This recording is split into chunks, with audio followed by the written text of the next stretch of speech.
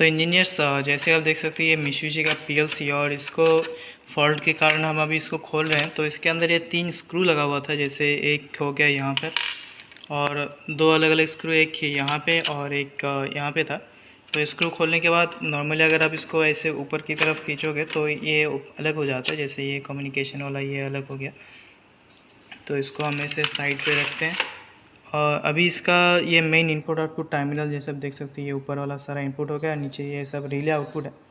तो ये सब आउटपुट हो गया रिले का। तो मुझे नहीं लगता इस कार्ड में कोई फॉल्ट है इसमें, तो फिर भी हमें ये आईसी वगैरह एक बार चेक करना पड़ेगा, कोई फूटा हुआ है तो नहीं।